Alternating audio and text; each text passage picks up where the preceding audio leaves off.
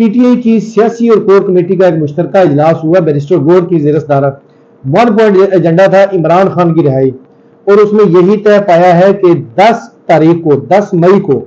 कराची में एक एपीसी बुलाई जाएगी, जिसमें हुकूमती जो इत्तेहाद की जमातें हैं उनको मदऊ नहीं किया जाएगा, जो अपोजिशन जमातें हैं उनको बुलाकर ये एपीसी होगी। इसमें इमरान खान की रिहाई प्लस सूबाई जो इश्यूज हैं उस पर तफसीली तबादला ख्याल किया जाएगा, हिकमत अमली बनाई जाएगी। इसी तरह 10 मई के बाद फिर पंजाब में, केपीके में, बलोचिस्तान में भी इसी तरह की एपीसी जो है वो बुलाई जाएंगी, और हिकमत अमली जो है वो इमरान खान की रिहाई के लिए और अवामी इशूज जो सूबों के हैं उनको उजागर किया जाएगा। और अगर इस पॉलिसी के तहत इमरान खान बाहर ना आए एपीसी के जरिए, उसके बाद फिर कन्वेंशन मुनक्किद किए जाएंगे मुल्क भर में, मुख्तलिफ अजला में। कन्वेंशन से भी अगर इमरान खान बाहर ना आए तो जल्द से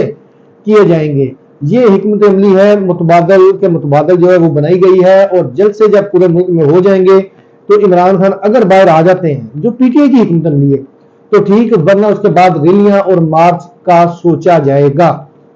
ये पीटीआई की कोर कमेटी का फैसले कह लें या जो उन्होंने तय किया है, और भाई आप बड़ी देर कर दी, मेहरबान आपके हाथ 1.5 साल लग गया है आपको ये हिकमत अमली बनाने के लिए। हुकूमत को आए हुए भी अब 1 साल से ऊपर हो गया, उससे पहले 1.5 साल से इमरान खान जो है वो जेल में, जब से ये हुकूमत गई हुई है तो उसके बाद जो गिरफ्तारी हुई।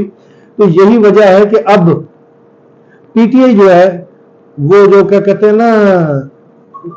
आंखों में दाना डालने के या आंखों में नमक डालने के बराबर जो हिकमत अमली बना रही है इमरान खान की रिहाई के लिए। मेरी नजर में भी हामिद खान का ये जुमला दुरुस्त है कि पीटीआई की मौजूदा क़यादत जिसको ये पार्टी सौंपी गई है उनमें से कोई भी इस काबिल नहीं है कि इमरान खान की रिहाई के लिए संजीदा हो और संजीदा इकदाम उठा सके, बहादुरी के साथ, बर्दाश्त के साथ।